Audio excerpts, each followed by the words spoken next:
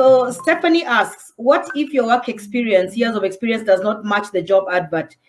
E.g., I may have 6 years, yet the advert stated 8 years. Does this diminish your chances? Isabel, do you want to answer Stephanie's question? Yes, Stephanie. So if you don't have the required years of experience, you will be automatically excluded, rejected by the system. So the system will calculate the number of years of experience that you have indicated. And if you don't reach the numbers that are required, then your application will not go through. So it's very important that when you apply for a position, you look for a job opening that really match your experience and your skills and everything. Okay. Okay, but just to add on to Stephanie's question, I have a follow-up question to that.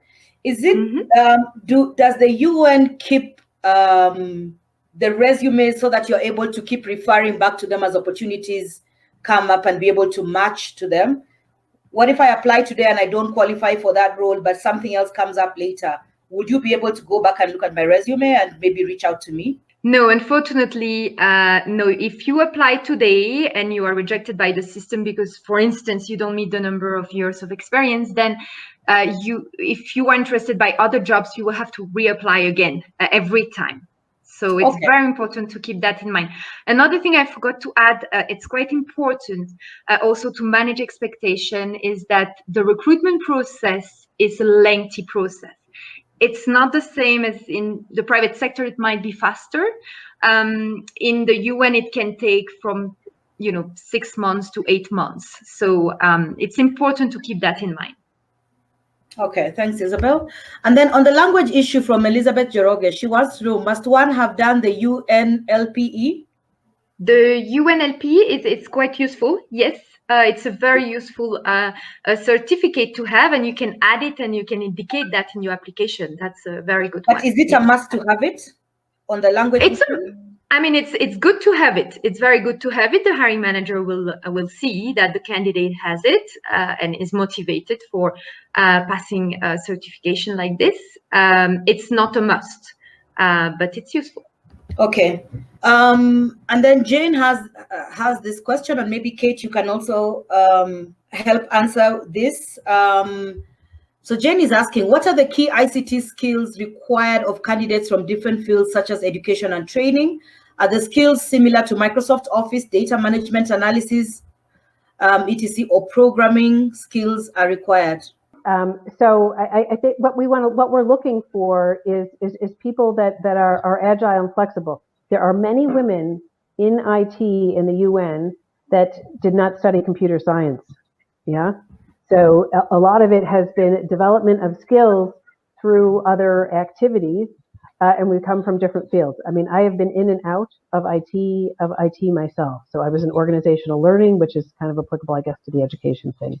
So the baseline skill set that any UN staff member in IT or out is just that you are, conversant and work quite well with all of these Microsoft tools that we use. So we're on the whole O365 platform.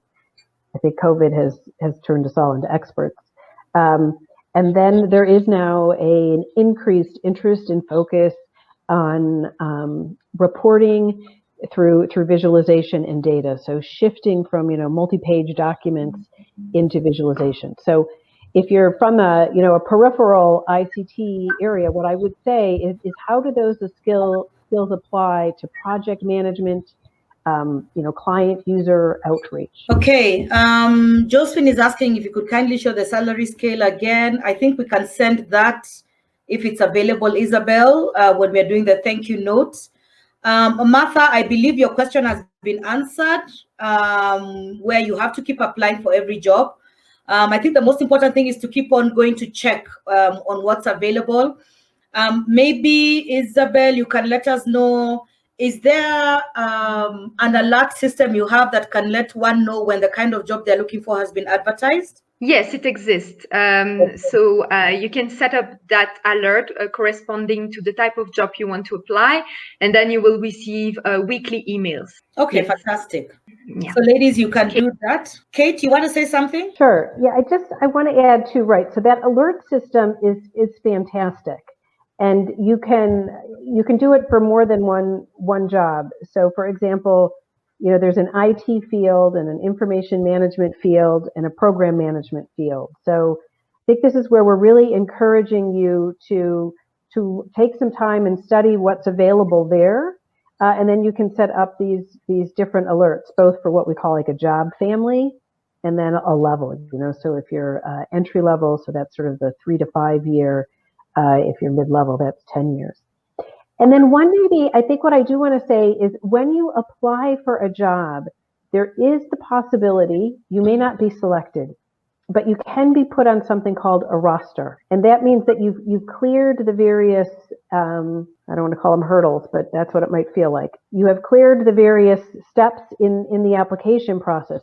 And we really try to do this to be efficient in the UN. Yeah, we try to get 3 or 4 people across the finish line. We only are selecting one person for the job. Yeah. But those other people then, the next time a job becomes available, you will see that. You apply and you state almost your second sentence, I am perfectly well suited for this job and I am rostered for this job. And again, that's where a hiring manager, we will see that, but it allows us to select that individual literally in the next day. So we don't go through this lengthy process. So you apply, you go through the whole process. You may not be the final candidate, but you can be put onto this roster. The P5 that Merci Christine dropped in earlier, we put in a link to a job opening. That P5 is this type of exercise. It's building a roster of qualified people. And then as openings at that level, so that's the P5, you can see it's quite senior. That's 10 years minimum experience. We will be selecting people from that roster for this job. If you have 10 plus years, please take the next couple days and really look at that and understand how you're suitable for that job. It closes on March 31st. But that's an example of one where we will have a pool of qualified candidates. The next time there is an opening, we will likely just be picking from that pool.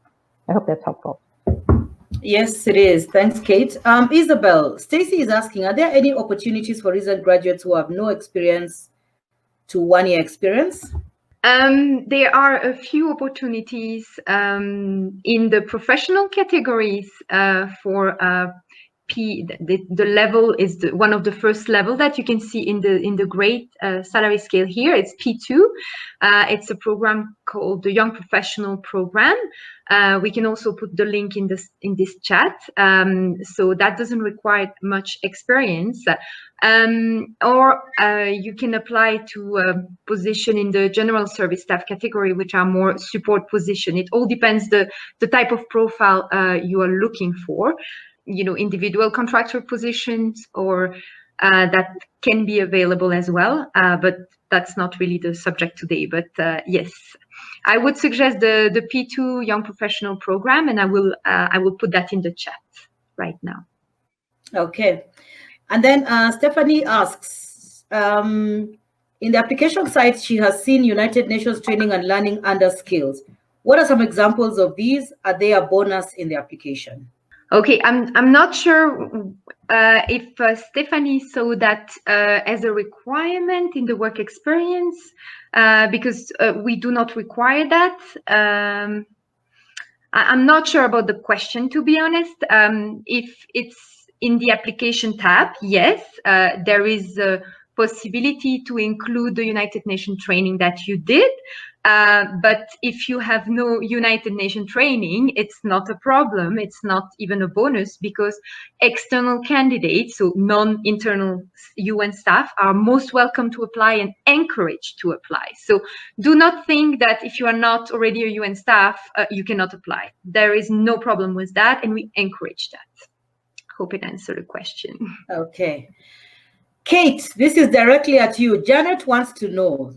She notices there are no cybersecurity rules. What's the story with that?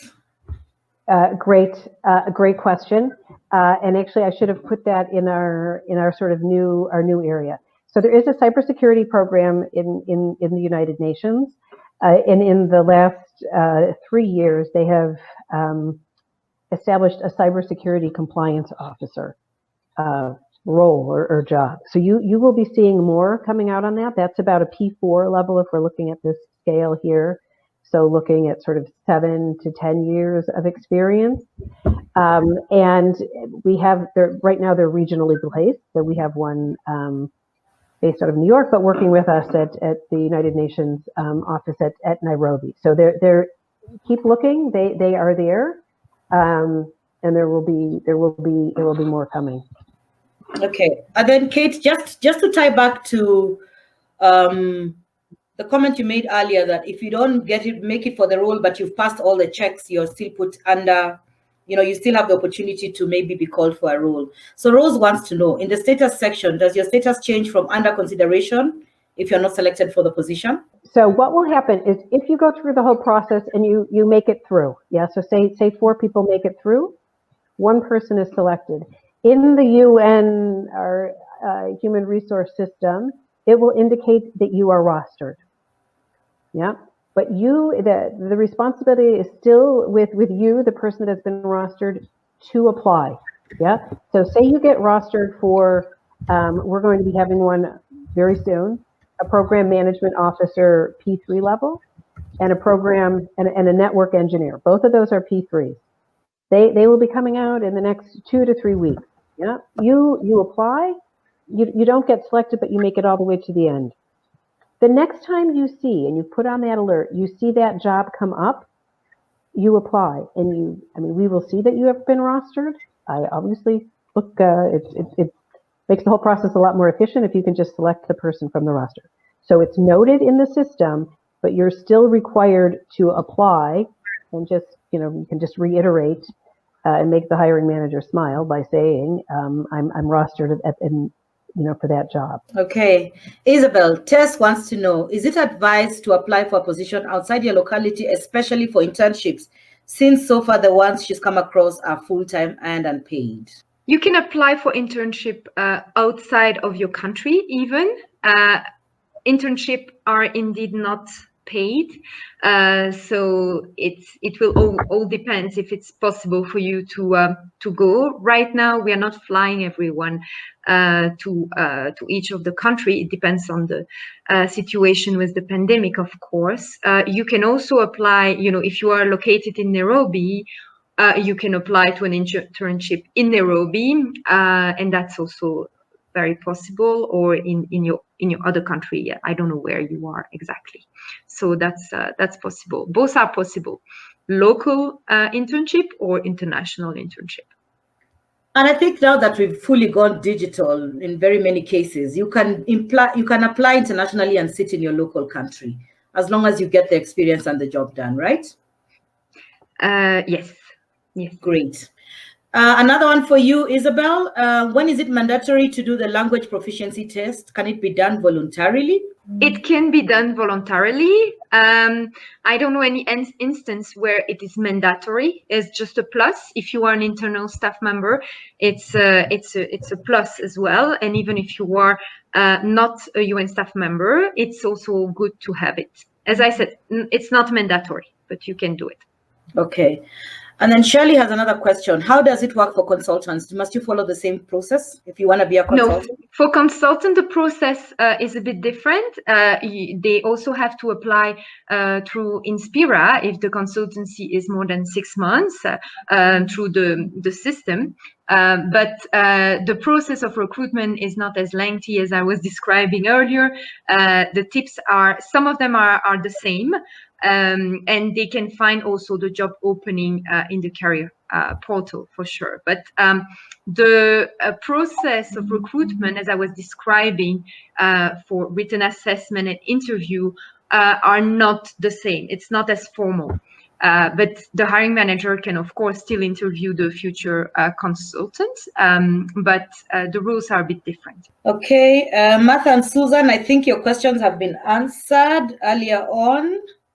Kindly let me know if you wanted more details. There's a question from Angela Ochieng, who talks about Internship opportunity states that you need to have graduated within 6 months of application, and you graduated earlier. Will the system automatically lock you out? Yes, it's mandatory to do an internship to have graduated within the 6 months. So yes. And then I see something around self-study from Salome. Does it count? YouTube count for proof of language? The Self-study. So let's say you learned a language online, or Maybe let me jump in. I think the focus on the language, this is one area where we see particularly women eliminate themselves.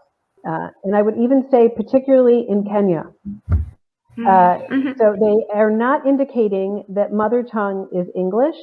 And as Isabel said, these 4 areas, you must indicate that you are fluent in, and you have to be honest. But believe me, I bet you all are. You don't need a test to prove that.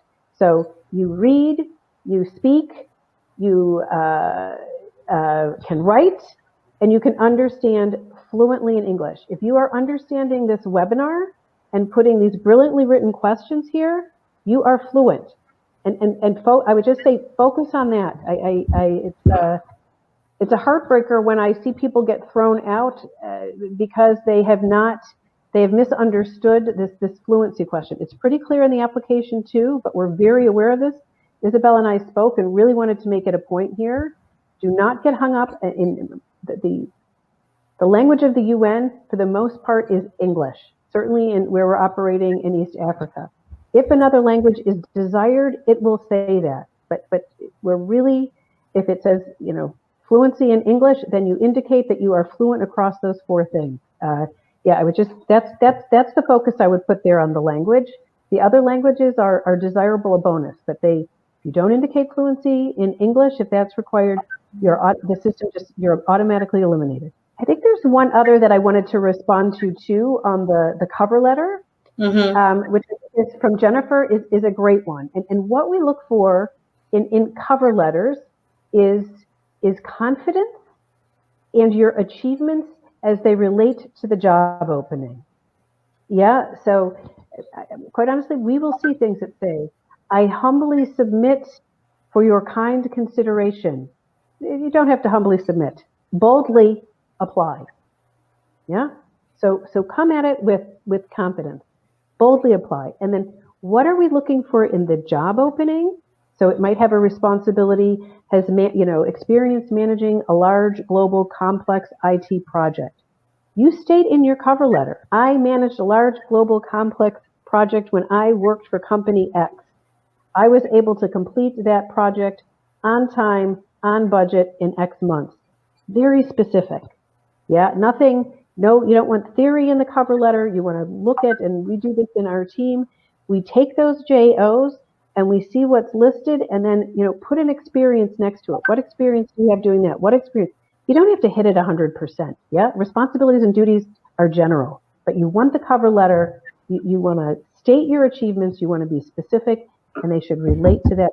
That's a great question, and that's another one where your English comes out quite clearly. So be confident in that. So there's a question here from Elizabeth Joroge that I think both of you should try and contribute to this.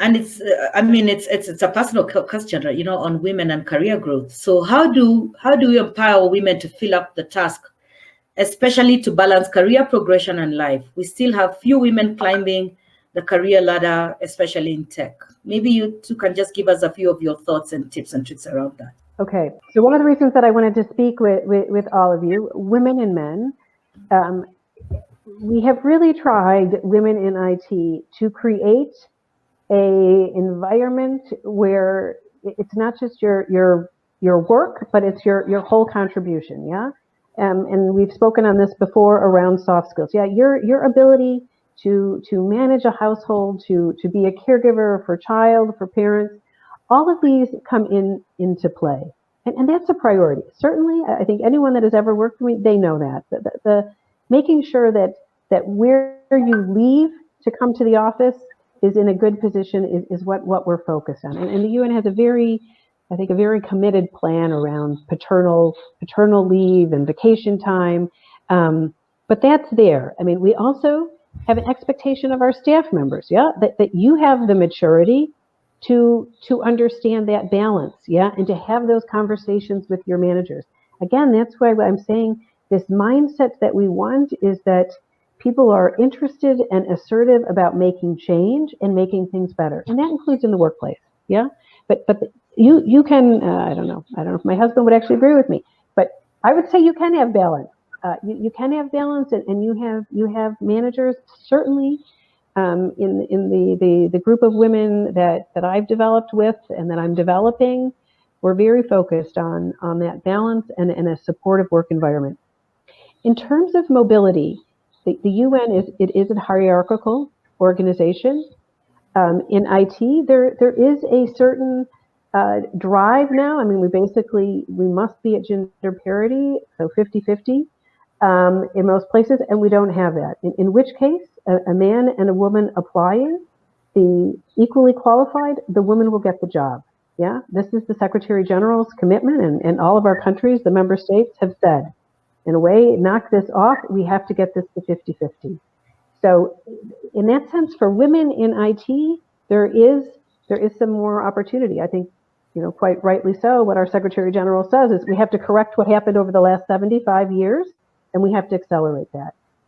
So most people do a lateral move, meaning you go from a P4 to a P4, and then you go up. That should be expected. It's not, we call it rock climbing now, right? It's not just up the ladder. But you can move, and you will. I'm not saying too many of my colleagues here, but we encourage people. We encourage people to move. I mean, the women in IT are not saying come and sit here for 10 years. We're saying come and contribute, learn, and 3 years. We're going to do what we can to keep you moving either up or over to something interesting. Thanks. Isabel, as an HR practitioner. I agree with Kate. We have a good work-life balance. I think one of the key elements is also dialogue and communication with the team and the supervisor and senior management.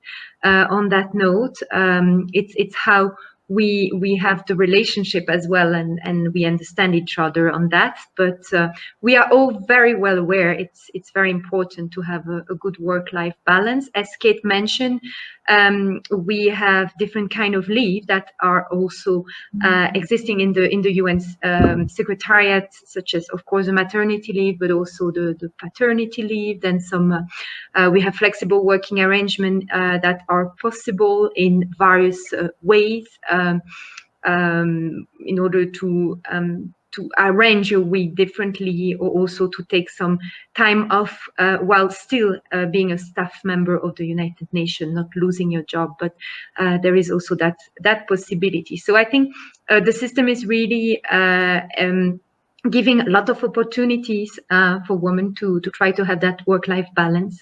And as Kate said, the gender parity strategy is a high-level priority of the Secretary General. And we are working on that very, very closely to make sure that we monitor that as well in HR in terms of selection of women. Thank you. All right. While I have you, Isabel, Belinda wants to know the salaries displayed in the screen. On the screen, are they per month, or is it the yearly budget? What is it? It's the yearly salaries, and there is a link to the salary scale. So in the salary scale, you can see gross and net. You have to look at the net salary. From that amount, this will be your amount per year. So you divide this by 12 to have it by months. There is no 13 months. And for international staff members, there are a few additional entitlement, depending if, of course, you become international staff member outside of your home country. We have entitlements such as education grant for the children. We have some hardship entitlement as well, depending on the country where you are assigned to work. also rental subsidy entitlement that is available for some duty station, and the security allowance for some countries where it's needed to have a security. And on that link you can find also some information about the entitlement. I will add another link to the UN HR portal, where you can find lots of information about entitlement and benefits that you can have at the United Nations. Okay. Let me add it now. Thank you. Okay. As you're adding it, I'll jump to Kate. So Kate, there's a question here around specifically qualifications for a technology job at the UN. Does having a Master of Science in Data Science and IT entrepreneurship but less than 5-year experience make you advantageous when you're applying for a job? Does it add value, or must you have work experience? There's kind of this practical side to the UN. So we want both. So there will be the job openings, that's the vacancy, will clearly state the degree that's required. Yeah. So and it's kind of broad. So it might say in computer science, information technology, and related field. So there's some interpretation allowed there. Yeah. But it'll tell you which educational degree you are supposed to have, or in what field, let's say. And then it will specify the number of years. Yeah. So it will say 3 years progressive experience, 5 years progressive experience. And that's, I think, Isabel mentioned this too. You just want to make sure that you're applying for the jobs with those where you have that match between 3 or 5. So I think 3 to 5 is probably like the P3 level. And if you're off by, plus 2 days or minus 2 days, work with that. But yeah, the JOs are, and it's very clear on that what's required. I hope that's helpful. Yeah. Caroline is asking, does past year experience, even if internship as an intern, boost your chances? Does it, Isabel? All experience, work experience, as soon as it's relevant, corresponding to the job opening, is relevant. But we are not giving any priority to UN experience in particular. As I said, external candidates are most welcome to apply. They please do not think it's because you don't have a UN experience that your application will be rejected. It's very important. If whatever you have, if it's relevant for the job opening, then it will attract the attention of the hiring manager, and you might be an excellent candidate even without UN experience. Okay. And then Maria is asking, are there specific professions the UN is more inclined to, like maybe marketing, advertising? Are these professional enough for the UN? Let me answer. I mean, there is such a range of opportunity there, from, in a way that's sort of the public affairs communication aspect around marketing.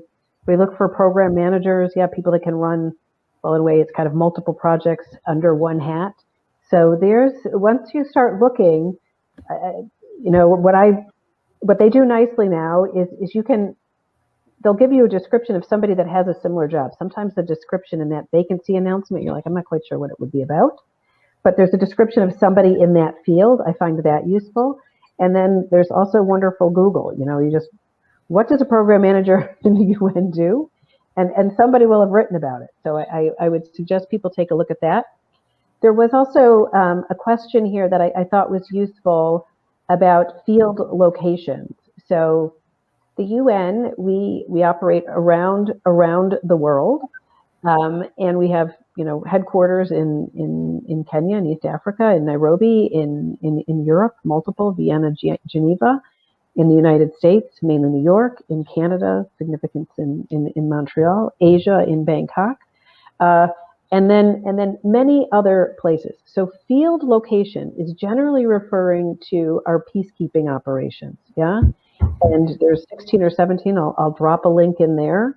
And there is usually some hardship involved in that.